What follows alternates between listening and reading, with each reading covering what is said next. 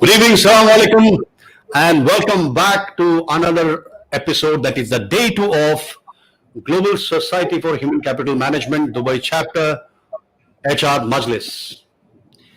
2 days before we started on the 10th of October, on the day of World Mental Health Day, the topic of Majlis was employee well-being and wellness programs and how you can align the well-being and wellness programs to the strategy. We saw Ali Al-Suwaidi on the day one, and he explained about how mental well-being, wellness can be aligned with the strategy. And today we have got one phenomenal speaker with us, and she's going to take us through how the well-being and the wellness program can be integrated with this strategy. Now, before we start with the brief introduction about the Dubai chapter of HRMajlis, let's understand and see that what all we do in Global Society for Human Capital Management.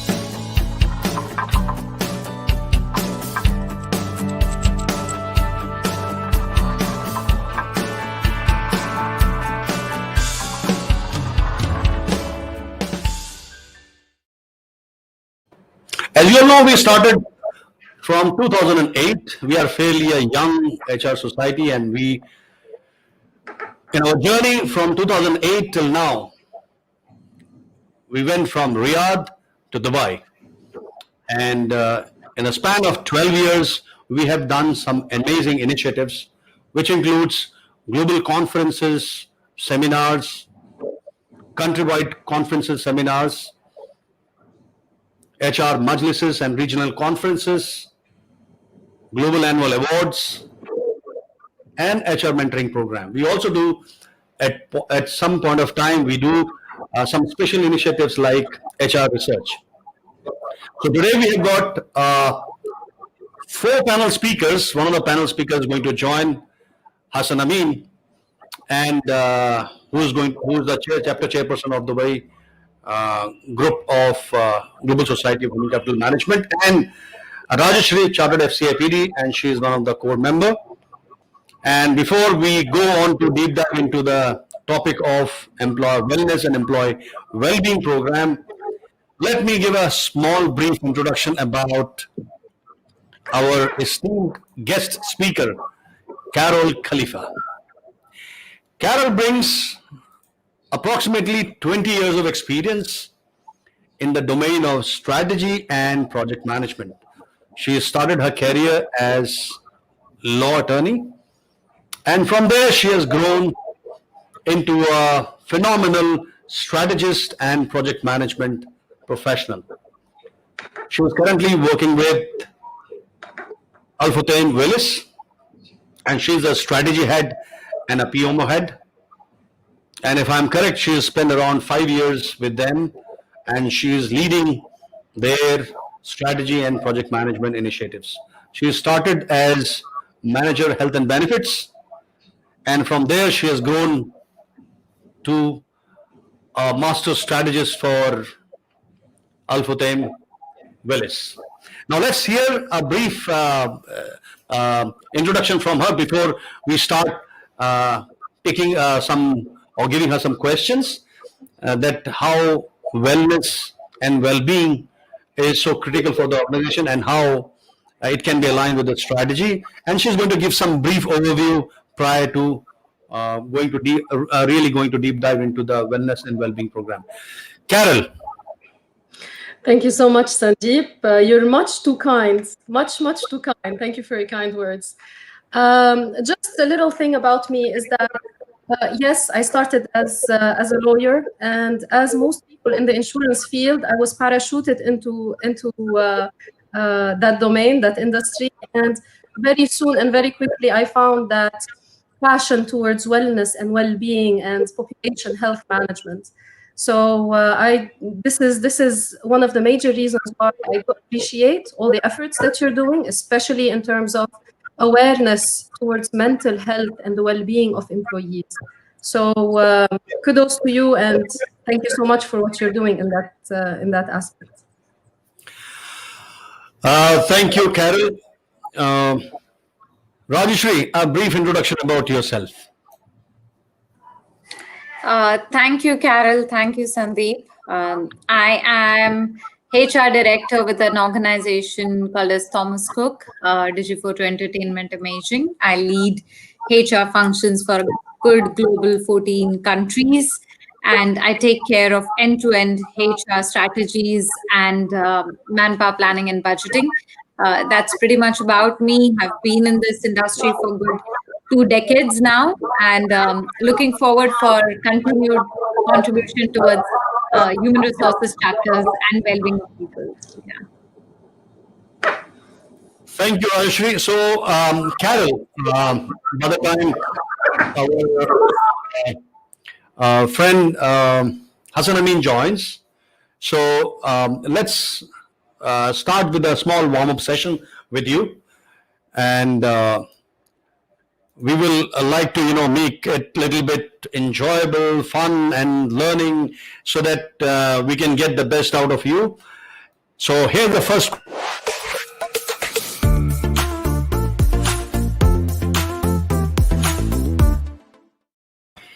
So how the wellness started?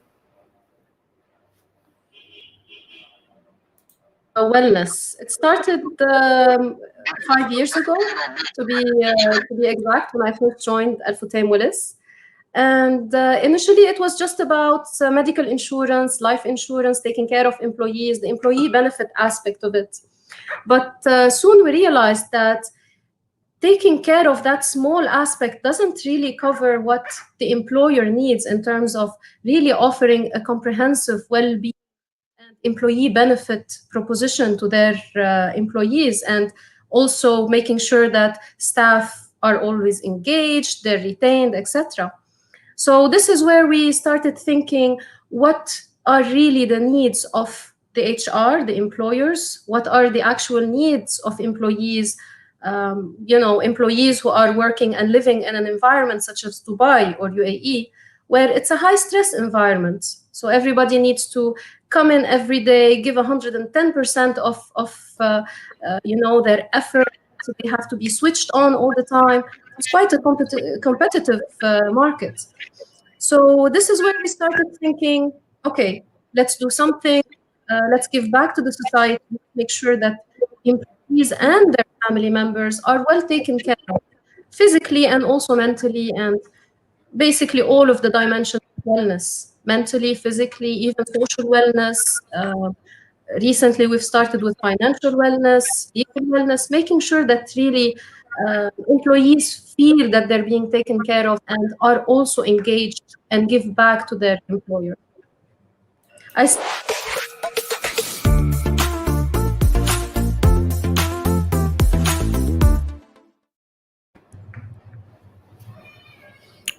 Rajeshri.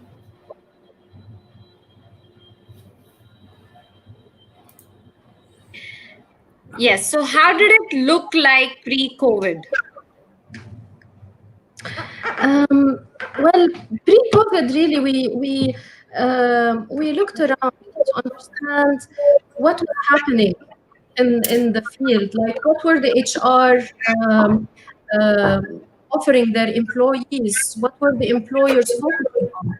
And what we noticed is that there was a lot of ad hoc, they call them wellness days, or ad hoc events where, let's say, a doctor comes in and we just talk about a certain subject, or a facility, a medical facility comes in, at the employee's office on site and does screening tests. Now, what we've noticed is that every time a facility came in to actually offer these screening tests, if you analyze the claims 3 months down the line, you see that there's a peak in the medical claims. So we quickly realized that it's definitely a no-no. It is something, or it's an excuse that medical facilities use to actually increase their clients' database scare people into telling them you might be, you might have diabetes, heart problems, please come see us at the clinic. So we decided to do something different in the market, and we let go of all of those ad hoc wellness days, and we tried to create quite a structured wellness program for our clients. And that wellness program has different pillars, and different steps.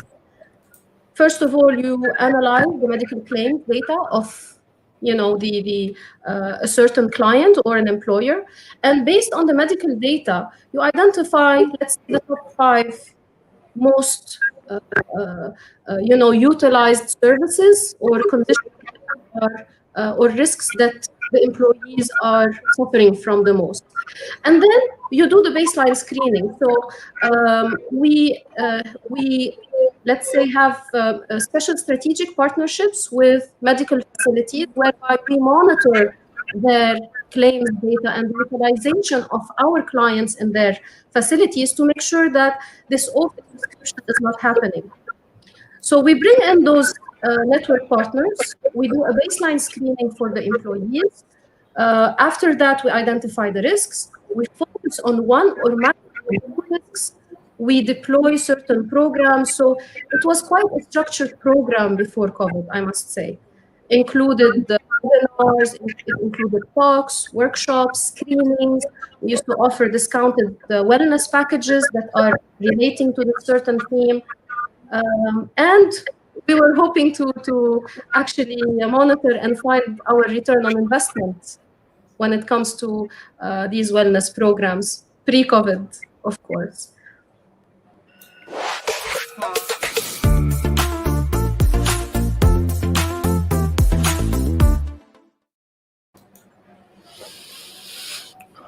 Hassan. Hassan, would you like to say something about the Majlis before we start the drill? Yes, thank you everyone. Assalamu alaikum. And everyone has technical issues. We all have technical issues. So I was stuck in technical issue. Anyways, thank you, Sandeep, and thank you to our guest speaker, Ms. Carol, and thank you to our core members, Rajeshri and Mandar, for joining as well. Today is our second day of Majlis, and this is our first time we are doing the virtual Majlis.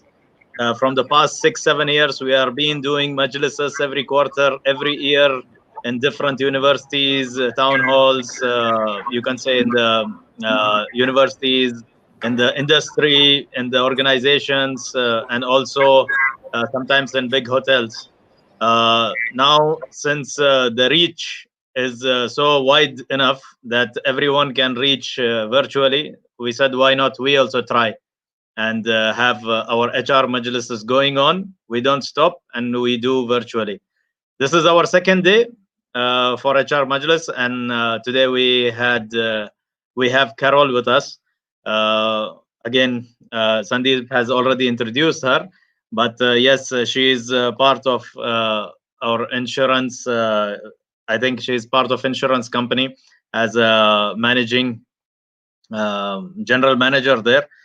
And also, I would like to tell you about the Global Leadership Awards, which we have launched from the past 12 years. Annually, we give to all the industry who have showed an exceptional amount of community service through their channels and how they can apply through it. So it's everything is online. Anyone can apply, and it was individually as per as the company. Okay. So that was for HR Majlis. I would like to pose the third question to Carol, is that according to well-being and what is the adaptation you need to go through during the COVID time? First of all, I would just like to tell everyone that the background of Hassan is something that he actually painted, and which I really liked. We have an artist amongst us tonight. Well, Hassan, the adaptation that that's the painting she's referring to. Exactly. Yeah. Lovely. Ms. Gwen. So I think the adaptation that we all went through during COVID is more or less similar, but when it came to the wellness space, it took us a bit of time to actually really understand what mattered most to employees and what employees needed, even if they didn't realize that they needed it. So during COVID times, we've focused a lot, first of all, on adapting the means in which we really provided or offered our wellness support. So of course, everything went in terms of webinars, everything was virtual. Even our wellness challenges. So we usually run a lot of wellness challenges for our clients, you know, the step challenges, the marathons, walkathons, you name it.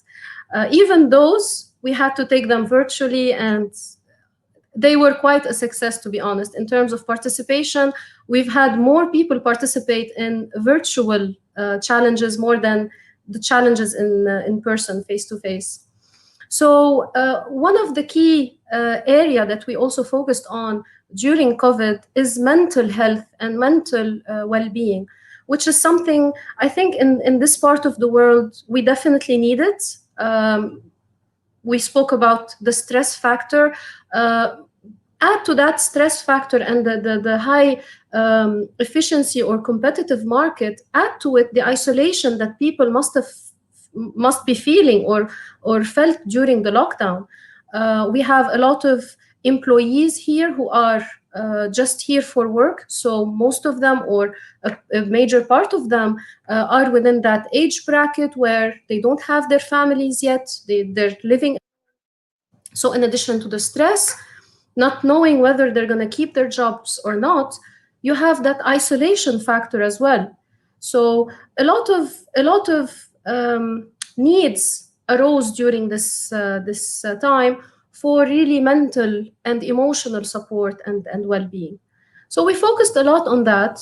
We made sure that employers are given all the tools that they need. So for example, if we know that a client had a positive COVID case, we gave support in that regard. And if you remember, when at the beginning of COVID, finding a case was really a big thing, you know, like everybody used to get scared about it. It was still new, and people had that, you know, they had that fear. So we had to manage it both with the patient and with the people around him who were scared. So in addition to that, we made sure that we supported clients, obviously, with the COVID testing, the quarantine. The wellness proposition at one point in time was quite focused on the COVID, that we just let everything else, or we put everything else on hold until the COVID situation, you know, settled down.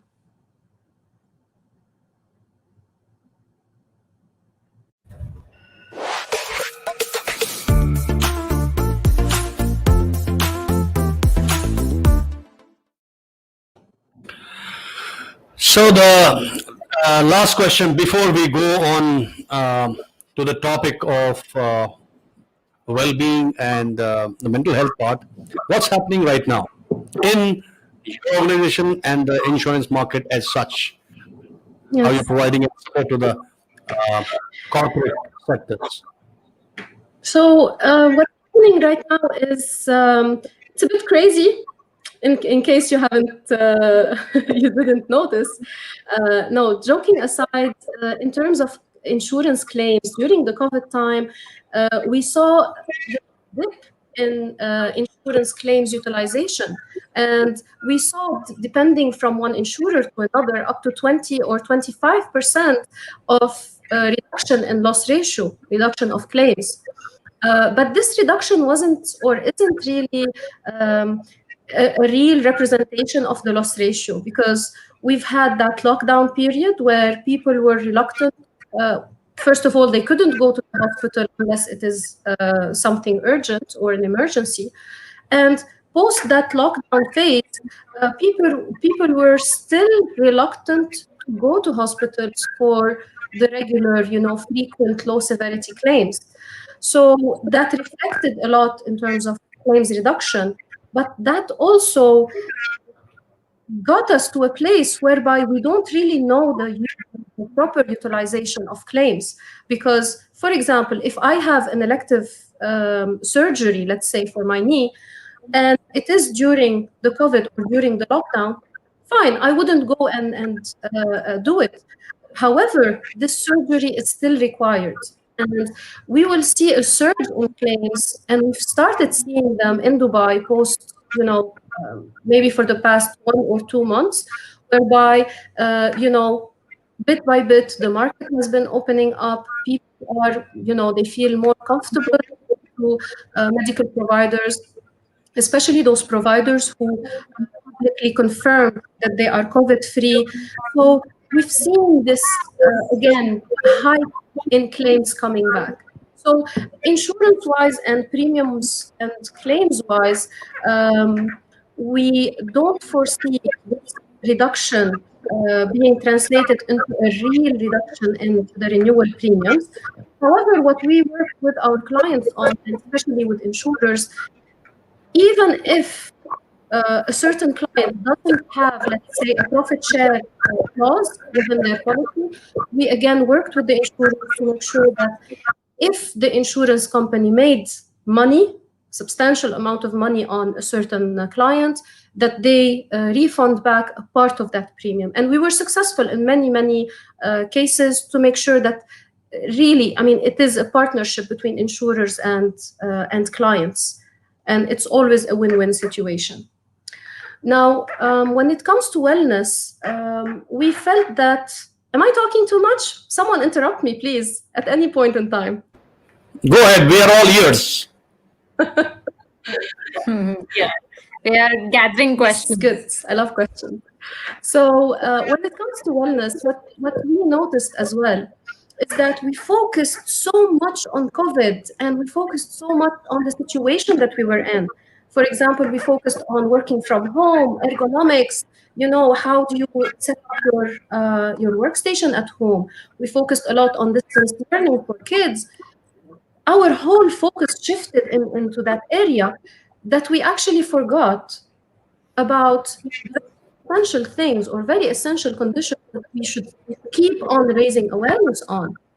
Because again, during this time, during lockdown and even post-lockdown, many people were reluctant to go to hospitals to do yearly wellness checks, especially those who were high risk for certain conditions.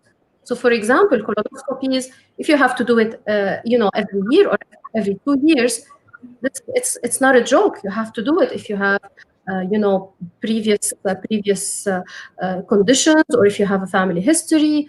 So during this time, many people just started postponing these screenings, these vital and very important screening tests. And we decided that that's it. COVID is here to stay, at least for a while.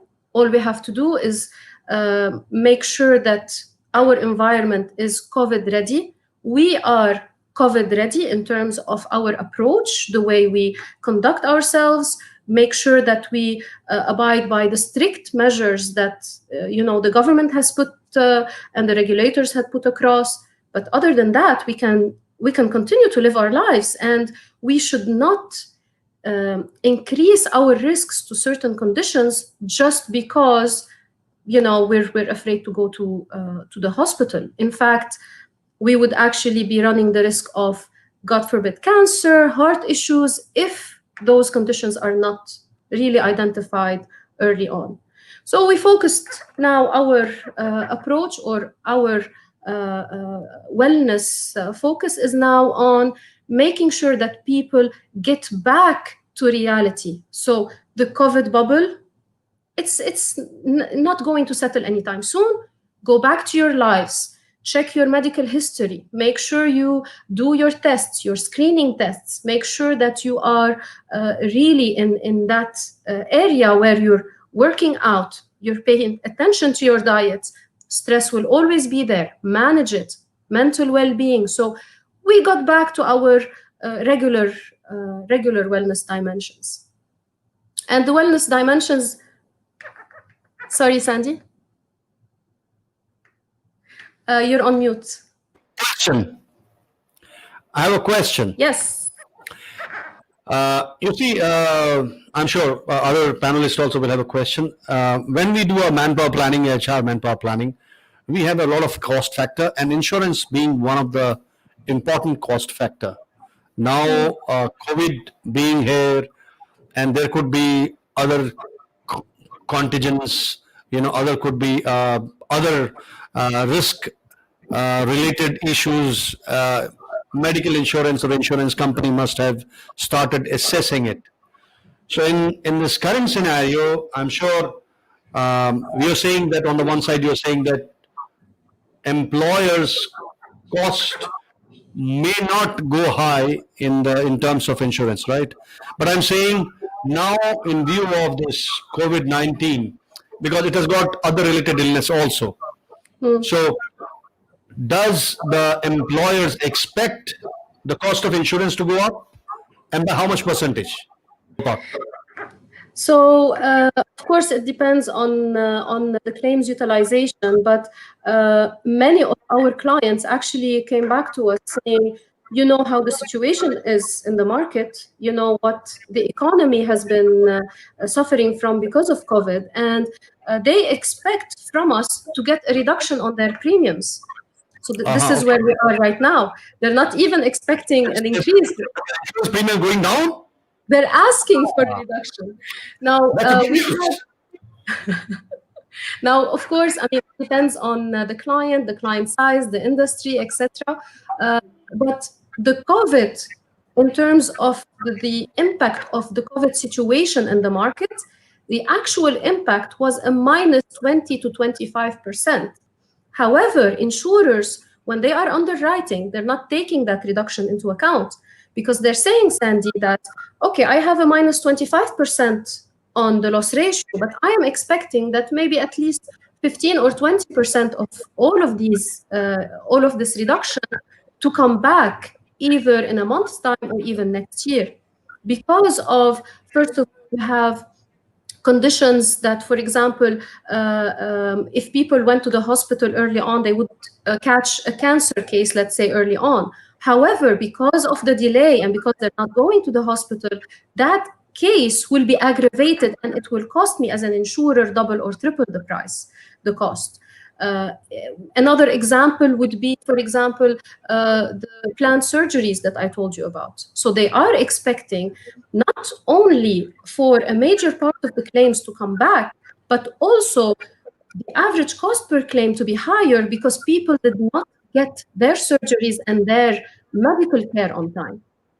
So, I mean, there's no black or white answer, but what I can tell you is what we do is we look at the claims utilization, we look at the trends, we look at the behavior of the population, and we try as much as possible to really negotiate the best possible outcome, reminding clients and insurers that they're all partners. And if, for example, the client insists on underfunding, paying less for their premium for, let's say, medical policy, that's not good for them either, because it's not sustainable. And at renewal time, any policy that is underfunded, you're going to have to pay, that extra amount that you will not be able to really explain to your board. That really high. Me also. Now, for example, Raishu, you would like to go first? Yes. Ladies, go, shoot. Thank you. Okay, Carol, we, very well pointed and brought in by Sandeep when he asked you about cost and loss and profit ratio when you look at insurance. Now, I also sit and wear a hat where I am into the decision making when we enter as HR leaders for renewal processes. our current cost for the performance for a fiscal year obviously has gone into negative. It was already in negative. Now it is going to be in more negative, reason being, COVID cases or treatments or claims, perhaps, to deal with all of these issues. How do you foresee when it comes to renewal rates and premium rates while doing the planning and budgeting for the next year when it comes to insurances? To give you an example is that when we did our renewal last year, we were very clearly looking at obviously our negative account due to the performance. And then we had to opt for different insurance brokers, providers, etc., and even go for a compromising situation when it comes to benefits, providing medical treatments, etc. And we couldn't really do much justice by providing a better benefit scheme, for sole reason being understanding the behavior of our employees, who would, even for a normal fever, would prefer to go to a Saudi German hospital. You know what I mean? And that clearly impacts the cost at the back end when it comes to renewals, and the performance of the account goes into the negative.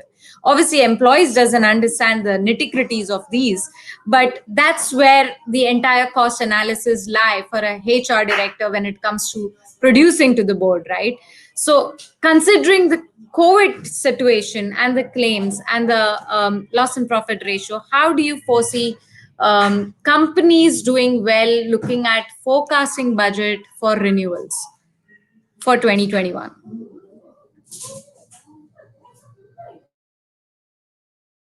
Lighting up right now to it.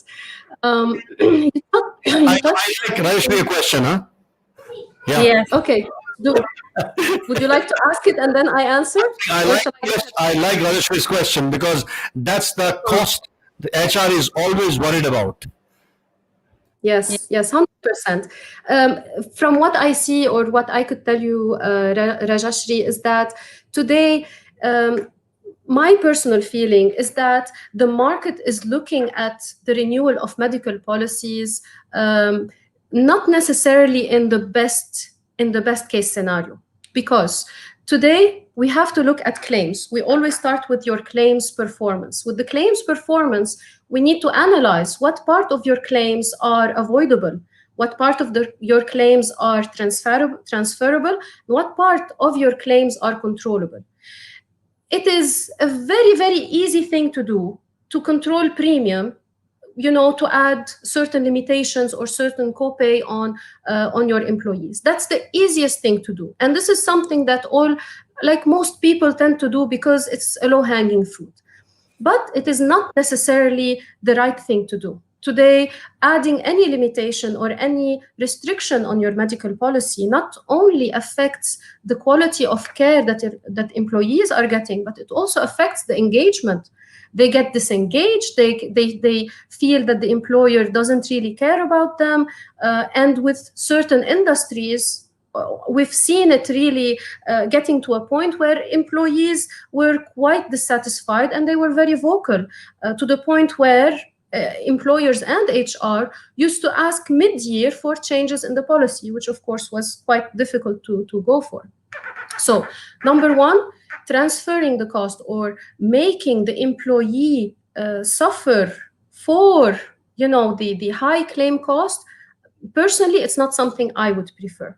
Now, the second option we have, and this is the option that really it makes sense, and this is the win-win situation that we always look for, because today we don't want a low premium at the expense of the insurance company, because again it will come back and disturb the HR and employer, and you will need to change insurers at the end of the year or pay a substantial amount. What we need to look at, or the way that I feel or I prefer looking at this situation, is in light of data. So we look at your data, we understand why are the employees behaving like that, where are the employees going. It's not always yes, the behavior of employees and the trends play a major role, but also the medical facilities, especially in a market such as UAE, where you have a lot of medical facilities, where you have beds in hospitals that are really the ratio of beds to the population in the UAE is ridiculous. It's one of the highest in the region. So whenever you have a market that is designed like this, you will always, or almost always, because I don't want to say something to generalize about all of the medical facilities, but almost always you will see medical facilities really, I don't want to say taking advantage, but let's say being on the safe side and over prescribing and over referring, etc. So the market is broken. If we really want to fix the issue of the premium or the premium increases year on year, we have to relook at the situation. We have to look at the trends within the company. We need to look at the medical facilities, and we need to do something about them. And this is something that we do on in terms of like managing our clients' expenses. We make sure that we always promote via the wellness channels. We always promote medical facilities where we have control over the claims. So we ask the medical facilities, who are our network partners, to give us on monthly basis the ratio of consultation versus lab, average number of lab tests per consultation. We ask them what is the percentage of generic medicine versus branded medicine, and all of those. And this is how the actual control is done, in my view. And once we have that covered, yes, please. Once you finish, I've got something for the value addition for the HR community. Yes, go on. And once that is covered in terms of control with the insurers, then we go to the employees and we start promoting those consultations. Those, if you have a fever, just pick up the call and have that okay, not now because we have the COVID situation, but if you have low severity claim, why don't you try the teleconsultation? We promote it. We start offering a lot of communication material to push and to encourage people, and also you also incentivize them.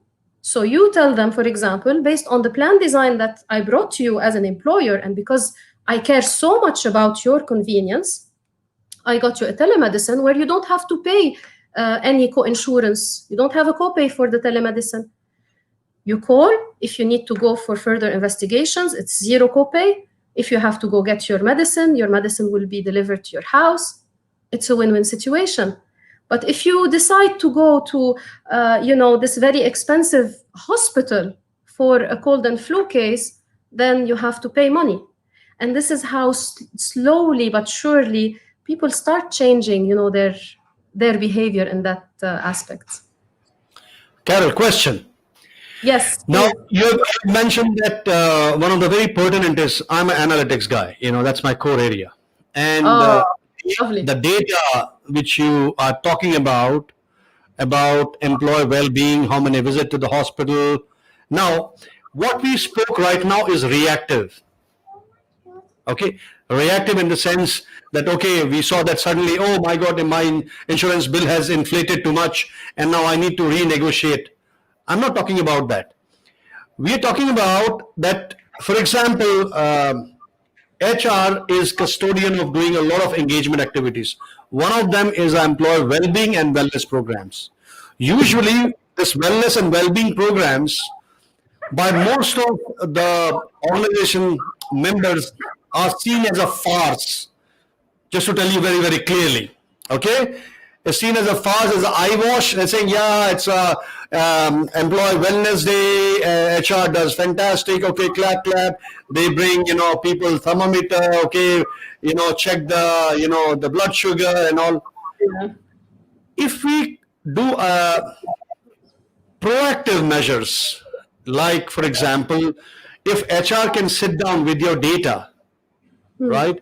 It can analyze the trend from quarter to quarter, how your employee has been behaving in terms of visit to the hospital, taking the prescriptions?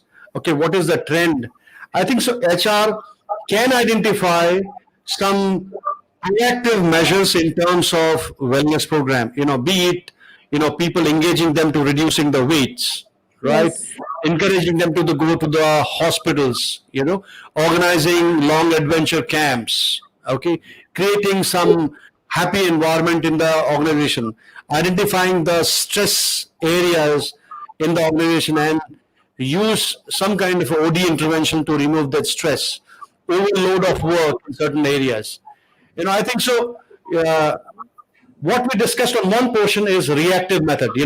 My insurance claim has gone very high. Now I need to sit down with the vendor. Hey guys, no, I need to threshold, thresh it out with you. You saying, okay, let me cut it out, a few things. You happy, management happy, and the HR goes with, fantastic proposal. See, I reduced 20%. Whereas on the other side, if you see the whole package, you have not done any great thing. You have, in fact, as rightly you said, you have reduced a lot of benefits and you have deprived your employees for the better benefit as compared to your competitor. So it could counterplay in you. What I'm saying, is there a methodology when the insurance companies and the HR can work together in synergy? You can provide the data and information to the HR professionals on a quarterly basis or on a monthly basis and tell them, hey guys, this is the presentation, this is the trend which is showing. Why don't you take certain proactive measures? And then you can advise them saying that, this is how your demography is looking like. These are the age groups and this is what the trend is showing. And these are the measures which you can take. And if HR can use those initiatives and implement those wellness programs in the organization, and I'm sure they can show the real ROI getting generated from those initiatives and linking that to your total cost at the end of the data, right? Absolutely. And Sandy, this is, I don't know, maybe I should have also developed it further or explained it further. Before COVID, this is exactly what we were doing. So what we do is we go to an employer's office, in addition to analyzing the claims data that is, as you said, it's past and it's in the past and there's, nothing we can do about it because it's there, it's done. We take the claims, we analyze them, but we also do our own testing on site. And the testing that we do on site all goes into the app, an app that is a wellness app per employee. So, and this is again, as part of our proposition, it's complementary. And each employee looks and sees all of their test results. Now, what do we test or what do we screen for on site? We do the usual that everybody does. In addition to that, we do physical tests. So touch your toes, hold, squat or do this and that. We do an HRA, health risk assessment. We actually, so it's a lot of physical tests. And at the end, what we actually find is, for example, one of the outcomes is the stress level. So we are able to identify the stress level per employee. And what the HR receives is an aggregate report that does not in any way, shape, or form breach the confidentiality of the employees. However, what the HR receives is an aggregate report of the risks that the employees are really exposed to and the stress index of the employees. And based on that, for example, if we feel or if we see that the stress index is high, or if we see that we have many people who are not happy or unhappy with the work environment, if we see that there are many people who are, subject or at risk of diabetes, this is where we roll out the programs. And the program, the baseline screening happens in the first month. The program is rolled out for 3 or 6 months even. We do another on-site screening and we identify the change. So we see that as an employer, your stress index was, let's say, 50, but now it is 30. So this is this is the progress, or this is what the HR did for the employees. And the programs that we roll out, we have multiple categories. We have a category that we offer through our network partners, especially for the ones that are really where you require a licensed professional, like, for example, physical wellness, mental wellness, etc. We also help HRs and employers with HR-led events. So, for example, we, in terms of people who feel disengaged at work, we always suggest some programs related to social wellness. So we've had, and multiple things, you know. The most important thing, in my view, is for employees or associates to feel that they have a purpose. For the company, to feel that their company has a purpose. And this is, again, something that we work closely with the HRs on. It could be, you know, multiple examples depending on each client and their aspirations, their 3-year plans, their challenges. Could be, you know, celebrating diversity, or it could be, let's go clean up the beach together. Sorry, Question. go on. Yes. You know, at the end, everybody says, you know, it is HR's business for the wellness and the well-being of employee. I disagree with that. Really? It is the entire organization's responsibility. You know, I believe that if you can take some more steps with the organization, like you can advise organization to fix up some kind of a KPIs in the leadership KPIs on the annual objective, that employee wellness percentage should be X percentage of their KPIs. I think so. This will help a lot in reducing the cost of insurance, because cost of insurance is one of the major costs in the manpower budgeting or a manpower planning cost. And if that gets reduced by, say, 20% or 30%, the entire initiatives of reducing cost and plus engaging the employees can go a long way to create a very positive workplace environment, which not only will reduce the cost on one hand, but on the other hand, it will also help employees to push people for a higher level of productivity and higher level of engagement. You know, this is what I feel that from the proactive point of view, you know, because we all, management style has always been a reactive method, you know. Now I'm being hammered. Now let me cut the cost. You know, the first thing is, you know, cut the head count, you know, cut the insurance, cut the training, you know, cut everything. And then what you left with? Nothing. And then after some time, you know, when the organization wants to grow again, you say, hire people, hire that, you know, get anyone with any shape and size. And then this vicious cycle continues.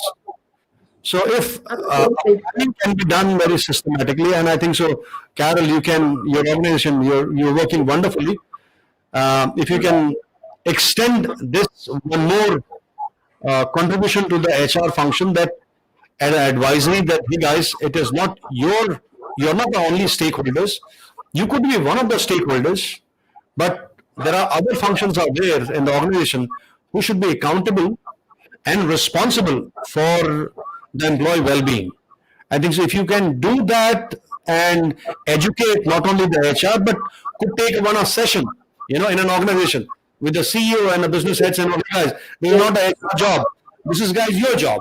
Okay, this is all your responsibility, your accountability, and if you can inject around, say, 5% of your KPI, or say 6% or 4% of a KPIs in the employee well-being and employee wellness program, you can hit both the things with one arrow. You know, reduce cost, engage employee, build performance, make them productive, keep a positive employees environment. And when you have this, I think so, you have achieved both aims. You know, making employees well, positive, engaged, and well performed. And on the other side, you can keep your cost low also. Yeah. Absolutely, Sandy. And, you know, we've had so many experiences with wellness campaigns rolled out in you know, in the clients' offices. And we've had instances where the C-level were very much engaged and they were driving it. And we've had instances where the C-level would not even show up on a wellness day or a wellness campaign. As I always say, exactly, and you can see that difference. As you said, Sandy, you just hit the nail on the head. You can see the difference in terms of employee engagement, in terms of how excited employees are. I mean, it's quite a huge difference. You see employees in the first example just sitting at their desks, and people are going around asking them, please join the campaign, you get so and so. And you have, on the other hand, the employees who are excited and, standing in line waiting to do the screening or the test that is being offered. I have seen some CEOs leading from the front. I've seen some business heads leading from the front, but I've also seen some CEOs, very sorry to say, the business heads, very sorry to say, obese, not moving from the chairs, right? And then telling their functions, just go and attend this wellness program, right? That's not done. No. You as a leader, you need to lead from the front. Okay, you may be obese due to some of the XYZ reason, okay? Then you can make an effort. Let me myself set an example this year.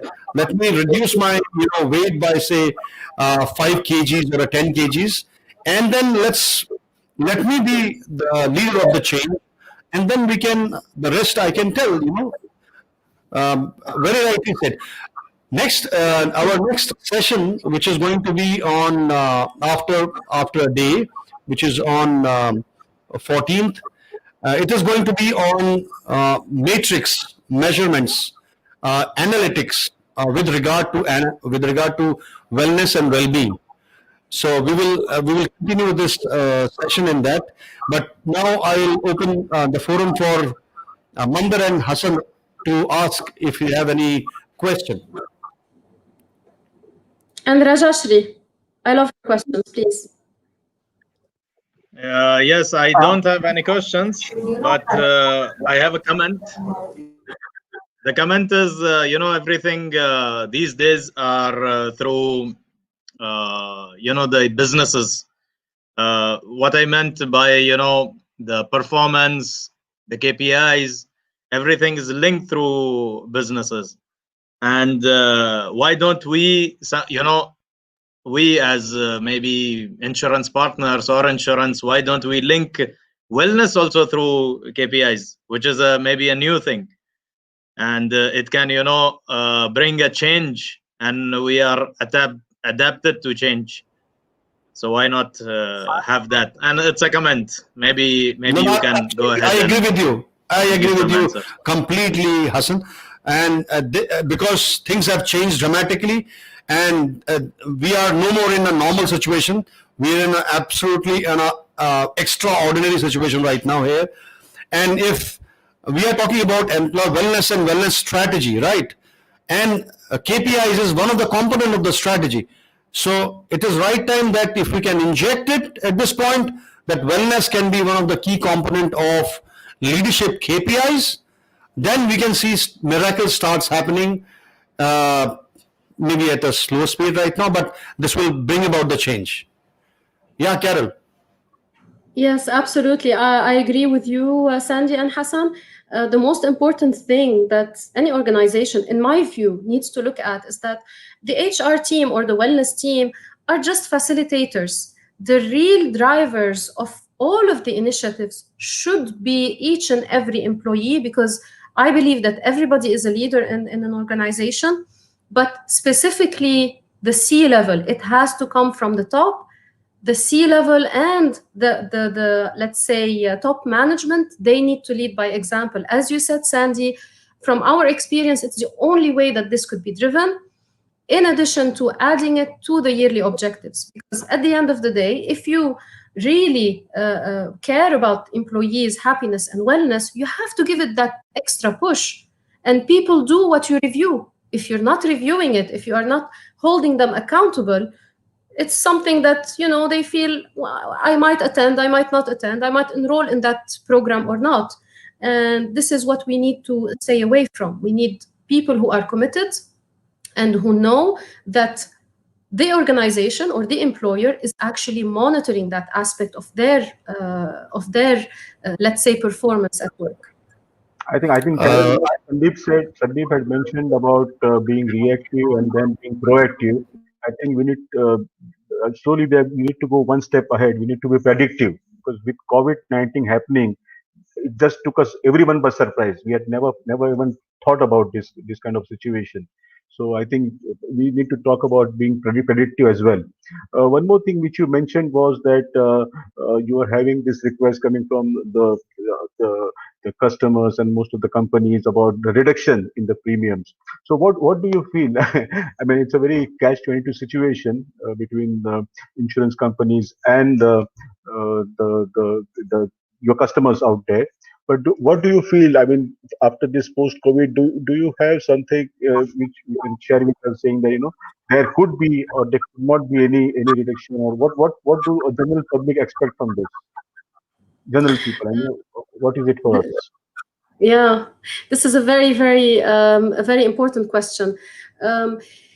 We cannot have a black or white answer. We cannot have an answer that covers everything, because obviously the claims utilization per client and per industry they are different, and even the trends within the client's utilization is different from any other organization.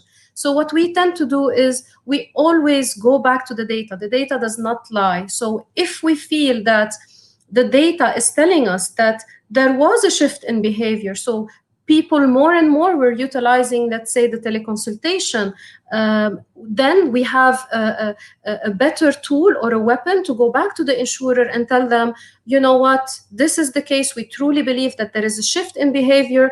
Let's give it the benefit of the doubt. The most important thing, Mandar, that we actually look at is to make sure that whatever solution we're putting on the table is a win-win solution.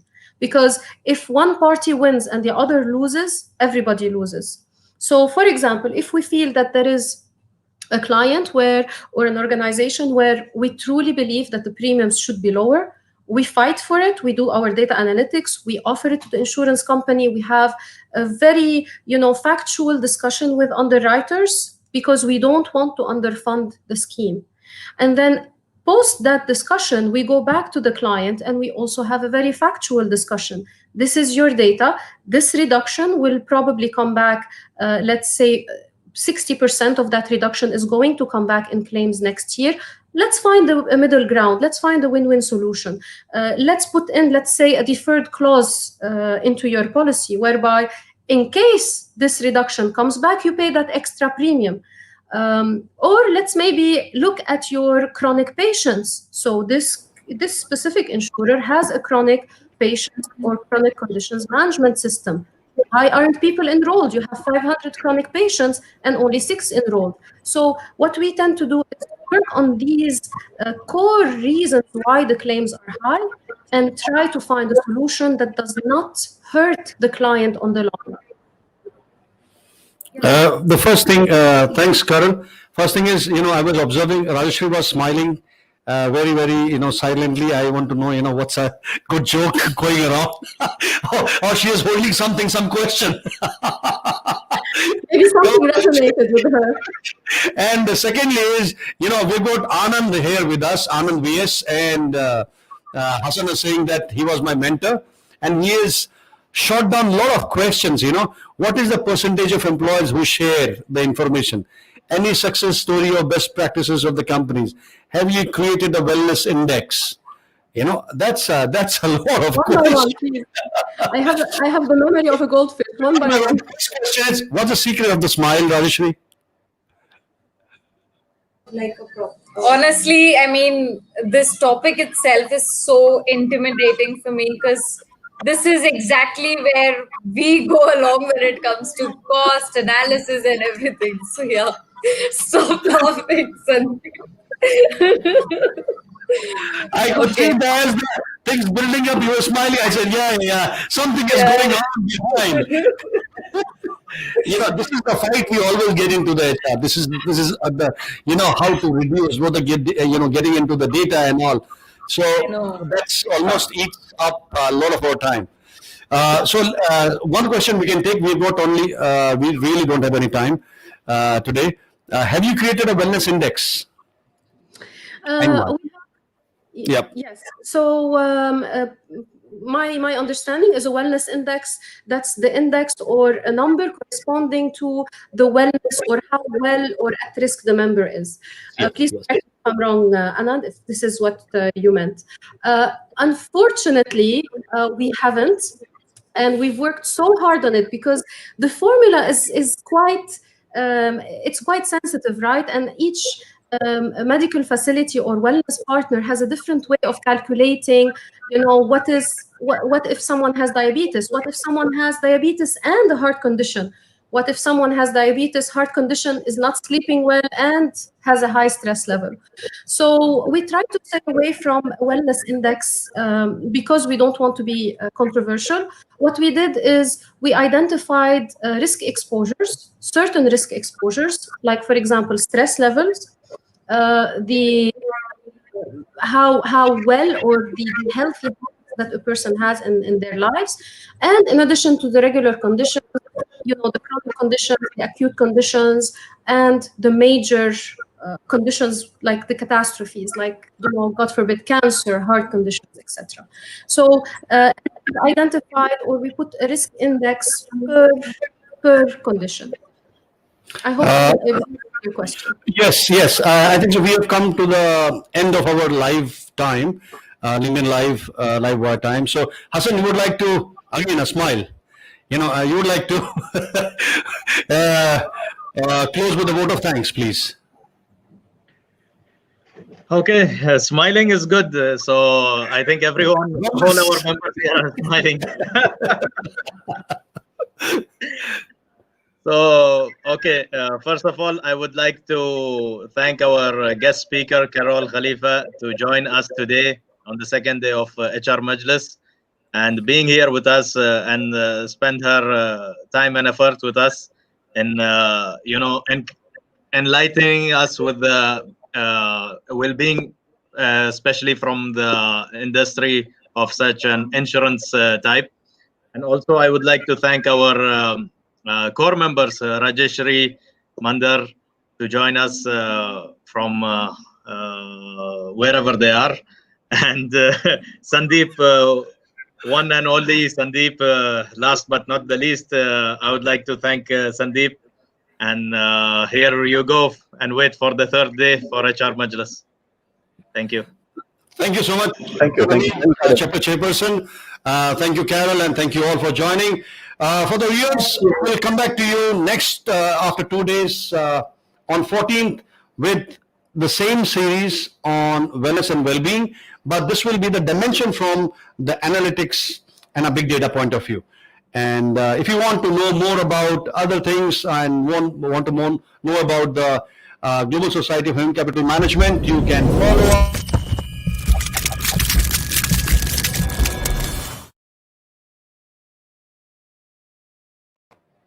Thank you so much, and we'll meet again after 2 days.